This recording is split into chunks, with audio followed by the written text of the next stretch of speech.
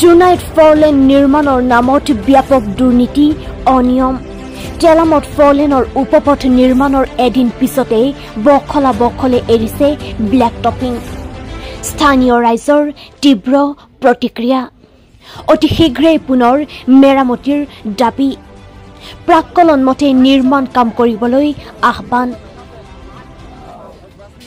জোনাইত ফৰলেন নিৰ্মাণৰ নামত কালুৱালা নামৰ বহিৰাগত কোম্পানীটোৱে ব্যাপক অনিয়ম ও অতি নিম্নমানৰ কাম কৰাৰ অভিযোগ তুলিছে জোনাইৰ 515 নং ৰাষ্ট্ৰীয় ঘাইপথৰ কাষৰ টেলাম অঞ্চলৰ ৰাইজে জানিব পৰা মতে ধেমাজি জিলাৰ চিলাপথাৰ কুলাচনৰ পৰা জোনাই সমজিলাৰ অসম অৰুণাচল সীমান্তৰ অয়ানলৈ প্ৰায় 80 কিলোমিটাৰ ৰাষ্ট্ৰীয় ঘাইপথ 4 লেনযুক্ত পথলৈ সম্প্ৰসাৰণ কাম হাৰিয়ানাৰ কালুৱালা নামৰ নিৰ্মাণ সংস্থাটোৱে কৰি আছে শনিবাৰে জোনাইৰ 515 নং ৰাষ্ট্ৰীয় ঘাইপথৰ টেলামত ফৰলেনৰ উপপথ নিৰ্মাণ অৰ্থাৎ ব্লেক টপিং কৰিছিল যদিও এদিন পাৰ নহওঁতেই ব্লেক টপিংবোৰ বখলে এৰি গৈছে এয়া এক সাধাৰণ দৃশ্য কালুৱালা নামৰ বহিৰাগত নিৰ্মাণ কোম্পানীটোৰ কামৰ নমুনাৰ টেলামৰ অঞ্চলৰ উপৰিও বহু ঠাইত পথ নিৰ্মাণত গাফিলতিৰ আশংকা কৰিছে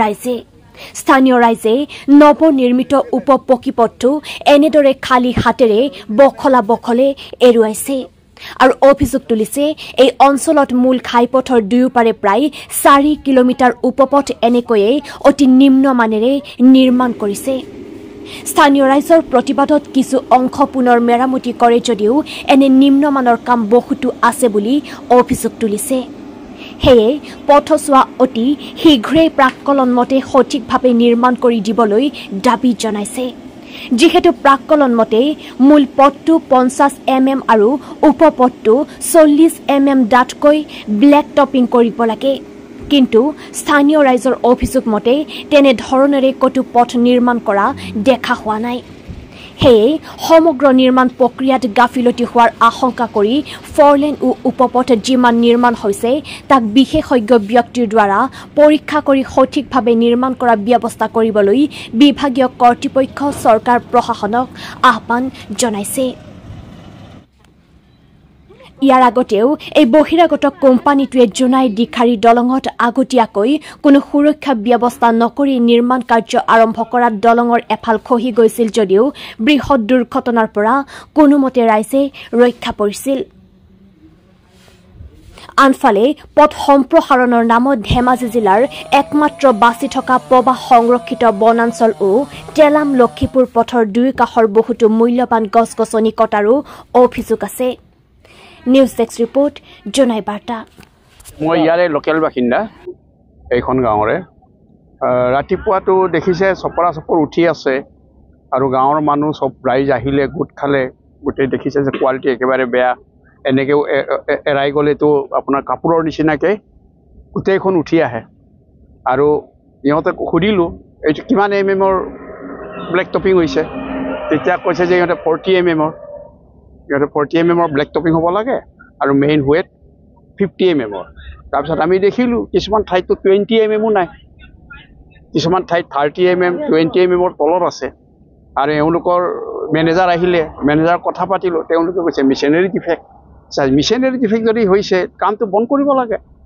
আৰু এওঁলোকে প্ৰায় দেখিছোঁ যে দিনত প্ৰায় 3টা 2টাৰ পৰা কাম ষ্টাৰ্ট দিয়ে গোটেই ৰাতি 1টা 2টালৈকে কাম কৰে আৰু গাঁৱৰ মানুহে কেনেকৈ কৰিছে কেনেকৈ কৰা নাই এইটোতো কোৱালিটিটো ইমান বুজিও নাপায় আৰু ইহঁতে কি হয় ফাল মাৰি পেলাই গুচি যায় গতিকে কামৰ কোৱালিটিটো আপোনালোকেও দেখিব হয়তো ভালকৈ চালে একেবাৰে কোৱালিটি একেবাৰে নাই আৰু এতিয়া আমি দেখিছোঁ এতিয়া তাতে আপোনাৰ ব্লেক টপিঙৰ মাল লৈ আহিছে ৰাতিপুৱা 8টা বজাত এতিয়ালৈকে মাল ডালাই নাই আৰু আমিতো টেকনিকেলি ইমান বুজি নাপাওঁ এতিয়া টেম্পাৰেচাৰটো মেইনটেইন হৈ আছে নাই তাৰ যে ব্লেক টপিঙৰ যিটো মাল এতিয়াতো এইটো টেম্পাৰেচাৰ কিমান ঘণ্টা হ'ল 8টাৰ পৰা 8:04 12 এতিয়া প্ৰায় 4টাই হ'ল প্ৰায় 8 ঘণ্টা ট্ৰাকৰ ভিতৰত ওপৰত আছে এই ট্ৰাকৰ ওপৰত থকাৰ পিছত এইটো যিটো টেম্পাৰেচাৰ এইটো কোৱালিটি মেইনটেইন হৈ আছে নাই এইটো সন্দেহ আৰু এইটো মাল ডালাৰ পিছত ইয়াক যেতিয়া কম্প্ৰেছাৰ দিব হেৰি দিব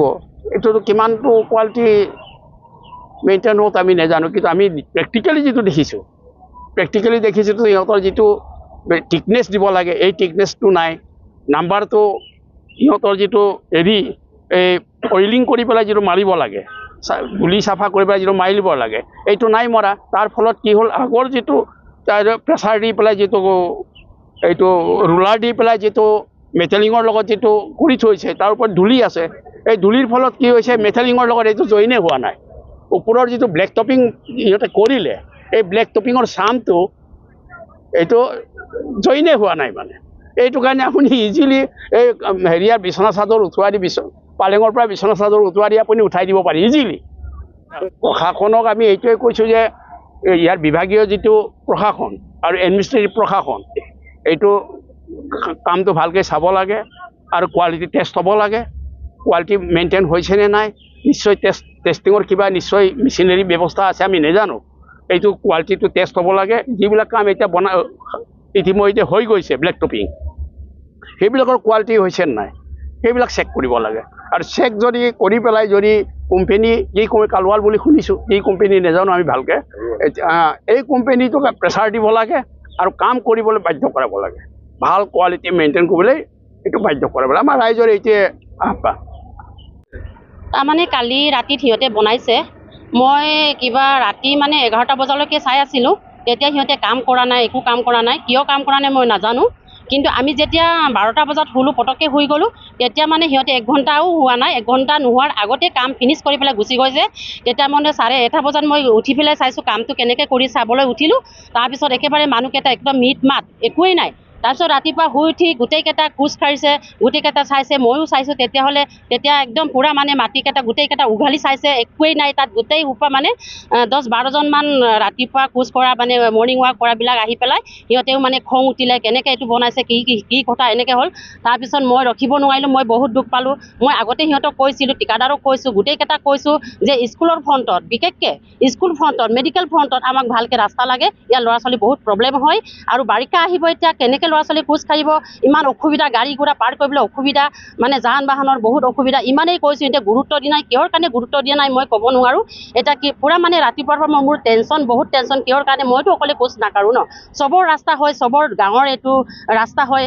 কেতিয়াবা মেডিকেল যাবলগীয়া হয়, যদি সেই ৰাস্তাই যদি বেয়া হয়, তেতিয়াহ'লে আমাৰ মানুহবিলাক কিমান প্ৰব্লেম হ'ব চাওকচোন আপোনালোকে। মানুহবিলাক মানে কোনো এতিয়া ইমানেই ৰাতিপুৱাৰ পৰা আমি খবৰ দিছোঁ বা ফোন কৰিছোঁ, কোনো একজন মানুহে, আমাৰ সংগঠন মানুহে ইয়াত মানে আহি পেলাই কথা এষাৰ কৈ নিদিলে। সেইটো আমি বহুত দুখ পাইছোঁ। পূৰা বকলা ওলাই গৈছে, চবেই আহিছে, চবেই উঠাইছে, চবেই আহিছে, সিটো গোটেইখিনি মানে গাঁৱৰ মানুহবিলাক গোটেইখিনি লগৰ মানে এই গাঁৱৰ মানে ডেকা ল'ৰাবিলাক আহিলে, সিহঁতেও দম দিলে, কেনেকৈ এইটো বনাইছে, এইটো নহ'ব সেই বুলি সিহঁতেও কৈ পেলাই মানে ৰাস্তাটো মানে মই কমপ্লেইন কৰিলোঁ। সিহঁতে গোটেইকেইটা আহিলে, কমপ্লেইন কৰাৰ কাৰণে ৰাস্তাটো মানে পুনৰ মানে সিহঁতে বনাবলগীয়া হৈছে। তেলাম কমন চেলেক্ট, তাৰপিছত SFS, তেলাম SFS ফ্ৰণ্টত মেডিকেল আছে লগত। মই ক'লোঁ, আগতে বহুত কৈছোঁ, মই ভালকৈ আপোনালোকে বনাই দিয়ক, ইয়াত বহুত মানে ৰাস্তা পদূলি, ল'ৰা ছোৱালী ইয়াত বহুত কষ্ট হয় আহিবলৈ। তাৰপিছত ইয়াত স্কুল ফ্ৰণ্টত, বিশেষকৈ স্কুল আৰু মেডিকেলত আপোনালোকে ভালকৈ বনাই দিয়ক। মই ইমান কাকুতি মিনতি কৰিছোঁ, কিন্তু ইহঁতে আমাক মানে পাত্তা দিয়া নাই। কিমান দূৰ মানে এতিয়া তাৰ পৰা কিমান কিলোমিটাৰ হ'ব, হৈছে বহুত হৈছে। এই নেপালী বস্তিৰ পৰা কিজানি ৰাস্তাটো বেয়া হৈছে, কোনো এনেকৈ মানে মোৰ নিচিনাকৈ কোনো মানে কোৱা নাই, মোৰ নিচিনাকৈ কোনো কমপ্লেইন দিয়া নাই, চোৱা নাই ৰাস্তা কেনেকৈ বনাইছে বছ হৈ গ'ল, গাড়ী চলাইছে হৈ গ'ল। হৈছে পূৰা হৈছে, আপোনালোকে চাব পাৰে, হৈছে নিশ্চয় ইয়াত হৈছে, পূৰা গাফিলতি হৈছে। ৰাতিত বনাই সিহঁতে কাম, দিনত কেতিয়াও নবনায়। वो बोला गांव वाला जी थोड़ा जो है ना यहाँ पर गड़बड़ हो गया है, इसलिए करके तोड़ के इसको फिर से बनाओ। कैसे गड़बड़ हो गया?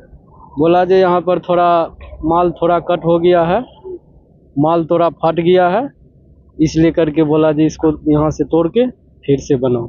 असल में फट गया क्या? हाँ, थोड़ा वाइब्रेशन मारा था ना बायोमीटर, इसलिए करके थोड़ा फट गया था। तो बनाने में अच्छा से नहीं बनाया वो? नहीं सर, वो तो रात का मौसम था, इसलिए करके बोला पीछे आ गया हम सब माल लेकर के, तो वहाँ पर लगाया माल थोड़ा वहाँ पर मिट्टी था, तो उस पर जगह वो फट गया। फटने के बाद जो बोला गांव वाला, सुबह हुआ, बोला जी यहाँ क्यों ऐसे माल डाल रहा है, इसको तोड़ के बनाओ।